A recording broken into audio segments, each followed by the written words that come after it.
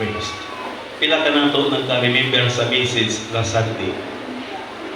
Sige, ito nagka-remember sa atong message last Sunday. Ano na yung butang yapa sa oras? Atong oras is almost 12. 8 minutes to 12. Sige lang, akong isortin ang atong message alang nato karon. Kinsa naka-remember sa atong message last Sunday? No? Ang sa gani, reject your bad. No? Ang atong verse is 2 Timothy chapter 2 verse 5, no? I-reject na to ang atong mga bad. Salamat sa atong buhay nga Dios. Inay mong tapad, Brad, sis, reject your bad.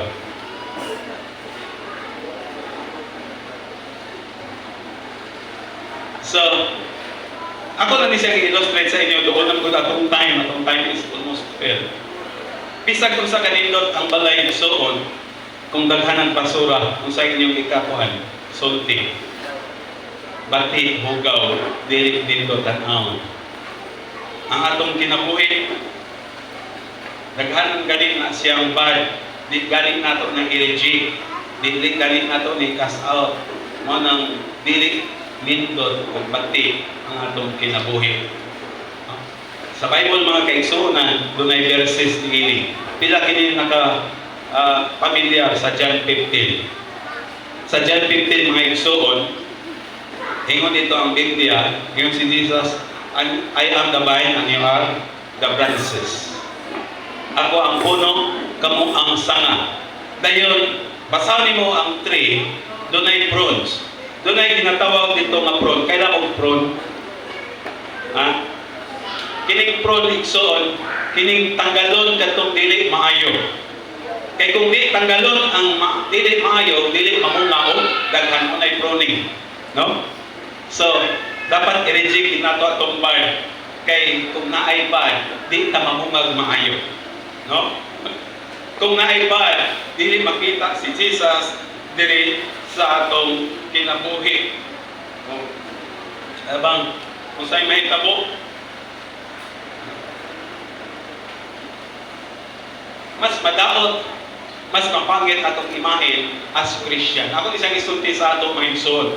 Daghan kong na-experience anak while sharing. Nga, ay pariharaman itong born again o dili born again.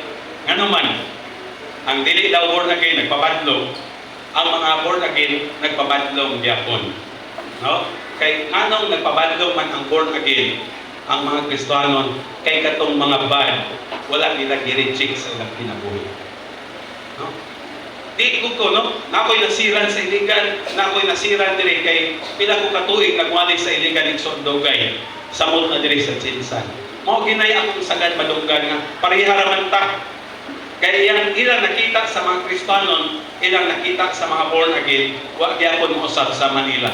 Kay kini man kong mga Kristiyanon, wa man ko nila i-reject ang ilang mga bad.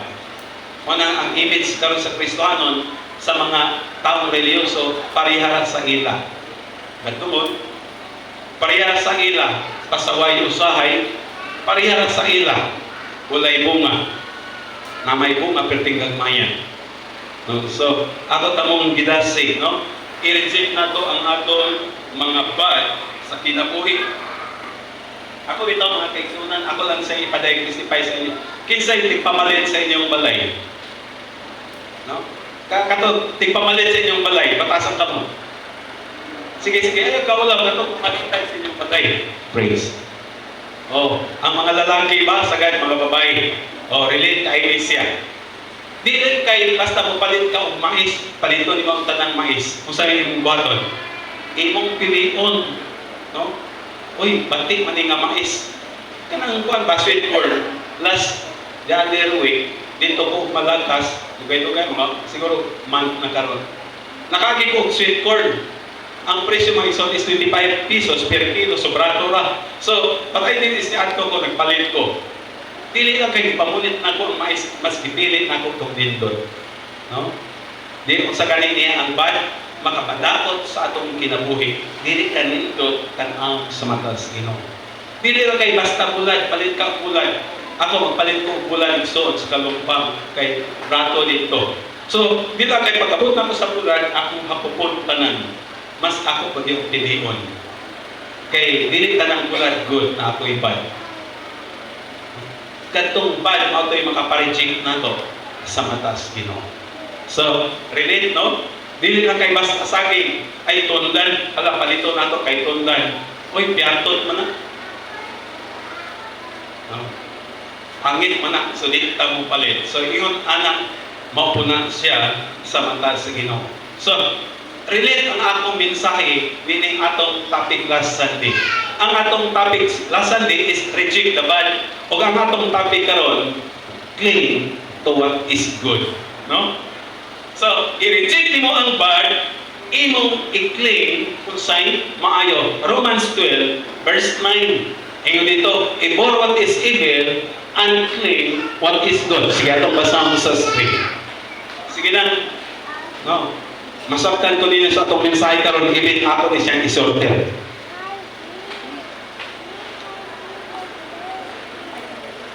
Ang ato magong laptop igsoon medyo nagkuanan siya.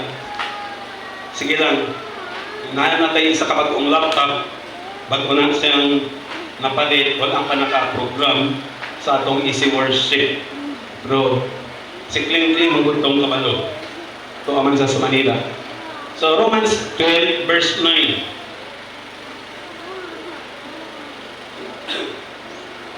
Nawala naman na. So, Romans 12, verse 9. Ingon dito.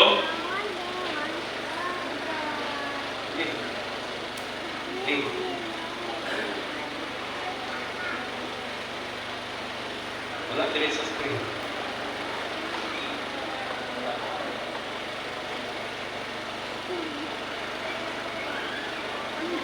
So, akong ibasa sa akong Biblia New English Version, wala man siya sa screen. Ingon diri, let love be without hypocrisy, ibor what is evil, and cling to what is good. No? Imong i-reject unsay dautan, imong huptan unsay maayo. No? Ang atong message karon is huptan nato unsay maayo, or ang English is cling. Kani ako ni siya gitan-aw ning word nga cling sa dictionary, kung namoy mga dictionary. Ang meaning sa word nga cling is to hold tightly. Ano bang imong i-hold tightly? Kung sa Binisaya, kining word nga cling, ang Binisaya niini, ang meaning niini sa Binisaya, nga imong yung bunitan sa pag-ayo. So, ako pag ining itan-aw, dito sa kanang Greek word. Unsay Greek word meaning word nga cling. Kining word nga cling, doon na ni siya Greek word. Kung pwede na i-confirm ninyo, kining kulao or kulaw. K-O-L-L-E dayon o, kulaw. No? Ang meaning sa word nga kulaw in the Greek word, ang meaning ni ini is to glow. Ano bang iglo? Bilang kay gunitan, butangan pagyod og glow. Kining mga panday, kabalo kay na siya ng word nga glow. Nine-stick glow, nga din ang kay, no? Si Chong Jolito, si Jesse, si Jason, sa pay mga panday diri. Dili lang kay lansangan nimo kung gusto ka ang likon, butangan nimo stick glow. No? So, doon na sa Greek word, ang word nga cling is kulaw or kulao. It means to glow. To join together. Kana bang mas imo kayong pakugtan. Kana bang i-join mo closely. Mas bilang kailan sa napagyoy glow. So ingon ana kalig-on. Mao ni sa ingon sa word nga Greek word sa word nga cling nga mas lig-on kaayo. No? So imong huktan unsay maayo, lig-on kaayo. Lig-on kay nga pagkahupot sa maayo. Akong i-illustrate sa inyo.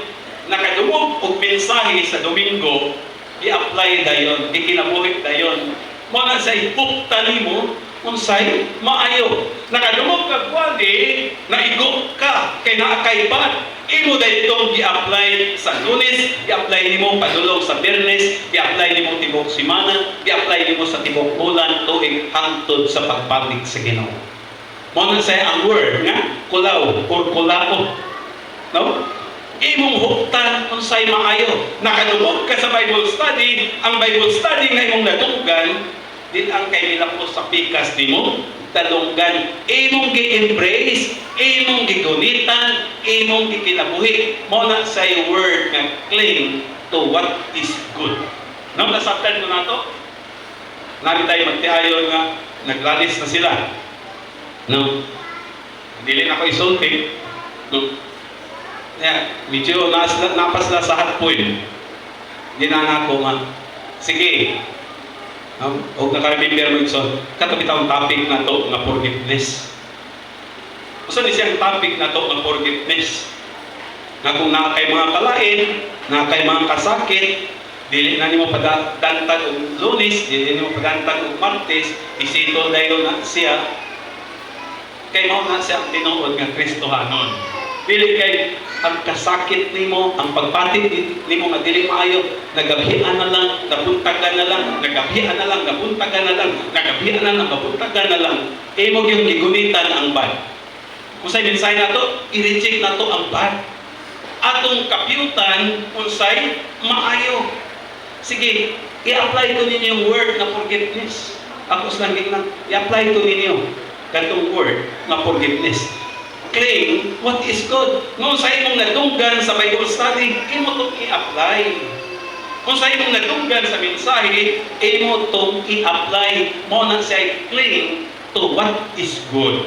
Dili kay pag-abot nimo sa simbahan, ikaw na pagbalik nimo sa imong balay, maura gyapon ka, walay changes. It means wala kay nadunggan, wala kay nasabtan, o naama kay nadunggan, naama kay nasabtan, wala nimo i-clean. Wala nimo gikapyuti, wala nimo giglo. No, indot unta kung mga Kristohanon ingon anak tanan nga ang mga good kapyutan walay badlungon. No? Wala na yung disqualified. Ako isulti the other Sunday nga nagay disqualification sa pagbalik sa atong Ginoo. Pero kung i-claim ni mong tuon sa'y maayo, ang mga pagwali imong di-apply, ang mga pag-Bible study imong di-apply, ang mga pagtudlo sa imong, no? One of the practices ato, almost to Sunday na mamatik ta sa katong alagad sa Ginoo. Mga kaigsunan, kung doon naman ko yung mensahe, dili ako isang isulti sa inyo. Gikan pa sa Sunday, gikan sa Monday, nag-pray na ko, Lord, kung sa'y among mensahe, karong Domingo. Kay dili lang kay basta-basta ko muwali diri sa akong pagi. Dili lang kay basta-basta ko musulti diri without my direction from God. Di ko niya na, no? Kung naman ko'y pagwali diri, namati ko sa Ginoo unsay word para nato. Dili ko exempted, ha? Dili ko exempted. Si pastor exempted kay siya nagwali, no? Unsay word para sa amo, una para sa ako, dayon para sa inyo. Kay nindot igsuon nga unsay maayo ato to siyang buktan. Unsay maayo igluto nato. No, asa nato ipanglo, no? Asa nato ipanglo. Kailan mo glo? Dili nang glo sa eskwelahan pang papel na ginatawag nga stick glue. Kanang stick glue, isang kulay lang isang pwede na tinanglig-unan. No? Junito, kabalo, nagpahiyong, kabalo si anak nga glue. Igsot sisi. Kay, nindot, no? Nindot. Kay, musulti ko ninyo, magsugod na siguro kong panampo. Ano naman? Pwede na din kung mumatag sa'yo mo ampo, kay inyo nang exercise ang pulong sa Ginoo. Tungod kay inyo nang gikinabuhi ang pulong sa Ginoo. Manambok ng inyong pastor, bisag din ako mampok. No? Kay i-apply na ninyo, kay ang akong pagbati as pastor na ma-qualified mo sa pagbalik ni Jesus. So kano sana siya mahitabo kung i-apply na to ang maayo. Atong giguptan ang maayo, ang atong nadunggan, atong ikinabuhi, ang pag-Bible study, atong nadunggan, atong ikinabuhi, ang pagkuwali sa pulong sa Ginoo nga atong nadunggan at Domingo, atong ikinabuhi. No? Nito, ako tamong gidasi. So, ang atong pano is cling to what is good. Tinuod ba? No? Tinuod ba? Sa atong time karon, Dili kay ni siya tinuod igsoon. Especially meaning word nga we are the new generation. Lahit tong kanhi pastor Old Testament o lahit po ning niya sa ato karon. We belong to a new generation. Tungod kay we belong to a new generation, mo nang imong makita karon sa mga Christian, moderno na. No, kailan mo moderno? Kailan mo moderno? Kining moderno nga mga Kristiyano igsoon, dili na sila gustong istrikto nga pag-alagad sa Ginoo. Gusto nila akon na. No? Namo na say makita nimo karon sa daghanang Christian. Basta lang kay Kristohanon. Basta lang kay nagsimba. Mo na say makita nimo karon. Wa na sila maka-angkla, wa na sila maka-cling dito sa strikto nga pulong sa Ginoo. Kay mao na siya sa atong time karon. Daghan ko na ning mga Kristohanon nga okay na sila sa divorce. Napasa na bang divorce? Gidebate pa. Pero nakapasa na siya sa Congress. O daghang mga Christian nga okay ra na sa ita.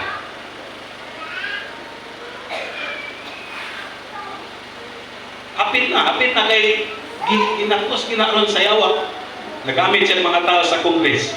Naggamit sa mga tao nga nasa silid. O bayon ko ako sa gisulti kay daghang mga Christian nga nag-uyo na ani kay moderno na lagi ta karon. Ang nahitabo tungod kay ang mga Christian wala bitaw migunit kaila gani mo atong usa gani Greek word sa word nga cling, kulaw. Kinahanglang nakaglo. So di gid pwedeng magkuan, di gid pwedeng matanggal. Kinahanglang nakaglo, no? Daghang mga Christian nga miuyon anak siya karon nga lo. Kakuan magani mo mga so-called Christian, nagminyo pa sila, nagkasal pa sila mga sato. LGBT. No? Makalakot kay ba may yung o naapa ko, dala kong stick. Akong bakdok-dok ko ng ulo. Kay nagkasal na sila bayon kong tumboy. Mga Christian na siya. Mao nakapadaot ba? Kay moderno naman magkakaroon pastor. Mao na siya. Nga ang life karon sa Christian, nagkalayo sa paagi sa Ginoo. Nagkalayo sa righteousness sa Ginoo.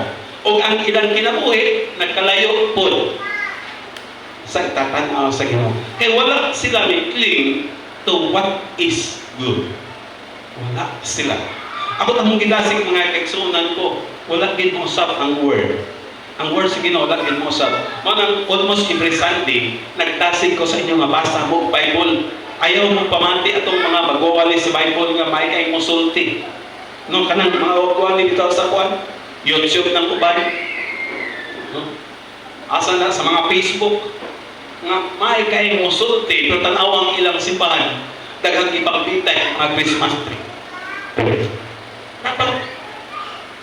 Ako tong gidasig nga basa gid mo sa word. Kay kini man kong word nga influence. Kano saan na siya nahitabo? Sa wala sa diha nga nagbasa ka sa pulong sa Dios, wala. Kano sa ka na-influence sa daghanan kang nadugan nitong mga tao nga mga sukol. No? Maayo mo istorya, mga motivational speaker nga maay kay mo sulti. No? Moderno naman kunta sa atong kapanahonan karon, no. Ang word mga kaigsuonan wala gid mausab. Dito kita. Ako tamong ginasig. Ako pa bang ipadayon? Taas pa siya. Atong oras is 12:15. Ako siya ipadayon na Sunday. Next Sunday kung di pa mo balik ang Ginoo. It could be another message. Then mo na siya akong mensahe sa ato karon. Ato yung kuptan, ato yung iglo unsay maayo. Kay sugilan ko mga kaigsuonan, ang result kung kuptan nato unsay maayo, kuptan nato unsay tinuod, layo kay ta sa word nga influence nga mao nahitabo karon sa daghanang Christian.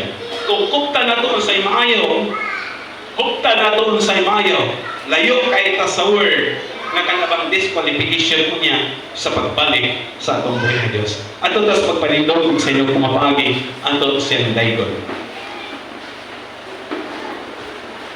In all of you, we worship.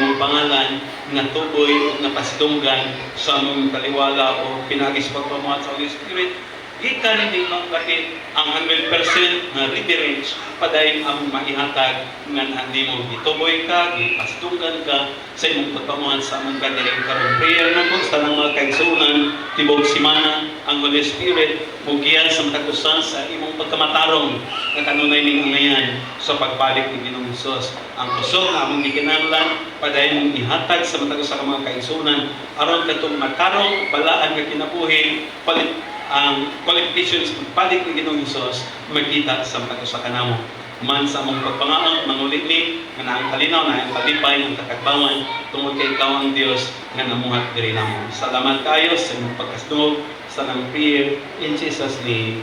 Amen. God bless you.